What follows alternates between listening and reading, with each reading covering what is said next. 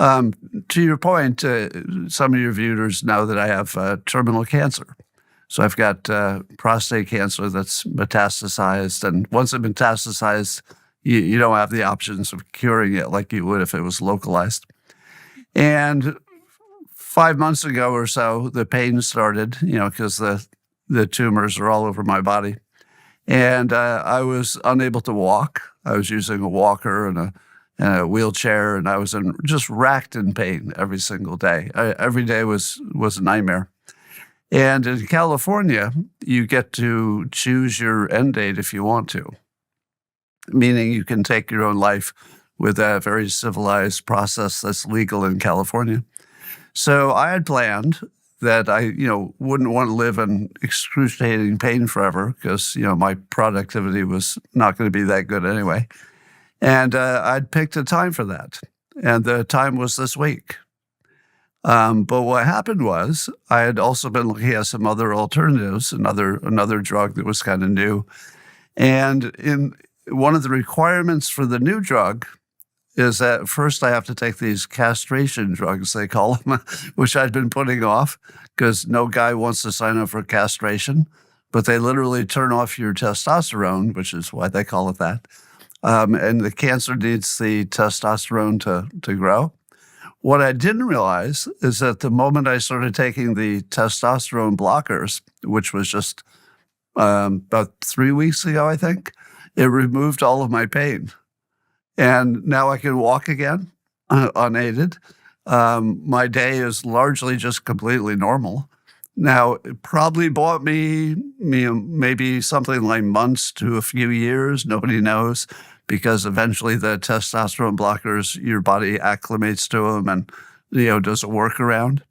So it won't last forever, but we've hit the age of AI, and there's probably something in the lab somewhere that can fix me. And I've got this little window where the pace of scientific discovery, especially in healthcare, will probably be wilder than it's ever been before. And just by luck, I might have just enough time to use that little window to find a way out, because there's no way out. But it wouldn't be the first time I had an incurable disease that I cured. You probably know the story, or some of the listeners do, that some years ago I lost my ability to speak to a rare condition called spasmodic dysphonia, which RFK Jr. has a version of it, a little different version. In my version, if I ordered a Diet Coke, some of the letters would get swallowed, and it would sound like, go. And so I couldn't have any kind of a normal life. It may have also been one of the reasons that my first marriage ended, because you couldn't have normal conversations or have friends over. And it was incurable. So you basically lived with it, or you took painful Botox shots through the neck into your vocal cords, and you had to keep doing it, and it would ebb and flow in effectiveness, and it would sound like you had just done helium. You talk a little bit like this. So I made the difficult decision to give up on the thing that would let me talk at least a little bit, which was the Botox, just in case I could find something that worked better for what was considered by the experts incurable. So I set my Google alerts to tell me if there's any new science about this condition. And every time something beeped, I'd look into it as much as I could. One day, there's a little beep on my alerts that says a Japanese doctor had come up with a surgery to put in some kind of a shunt or something, and that it was having great effect. So I went to my doctor. I said, "Is this real?" And he said, "Well, that particular doctor, we know of him, and he's an overclaimer, so probably not real." But I happen to know of a guy who seems to have some different kind of surgery, Dr. Gerald Burke, down at UCLA's head, neck, whatever it is. And you should talk to him. So I look into it. I talk to him. He says he's developed a newish surgery in which he would sever the nerves between my brain and my vocal cords, which are in the front of the neck. And that he would redirect them, essentially take some nerves out of the neck and create a new path just in this little area, and that it had worked on most of the people he tried it on, but not everybody. So he said, if you try it, there's maybe an 85% chance that you'll be pretty happy with it. It'll be at least better, if not a complete cure. And 15% chance that it will ruin any chance you'd ever have of getting better, because it'd be a permanent change. And I signed up. And now I get to talk to you.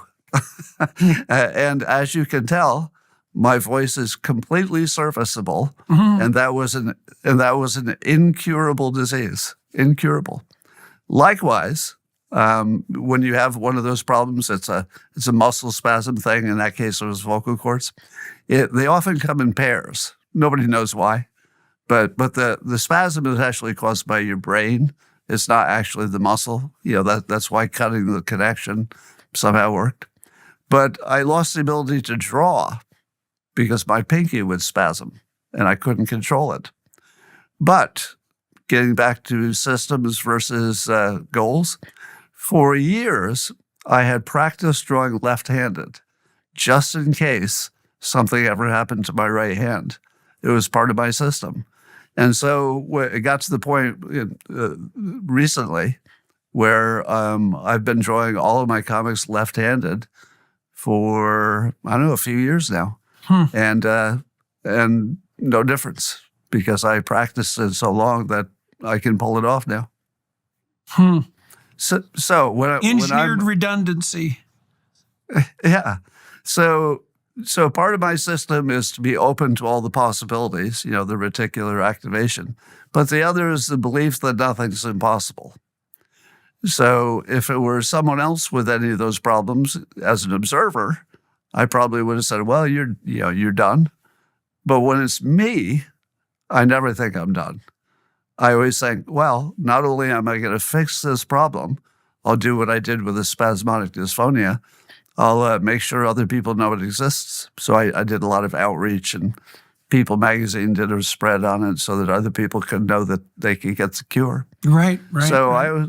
I always think as big as I possibly can, outside of myself, because again, that's the more motivational frame.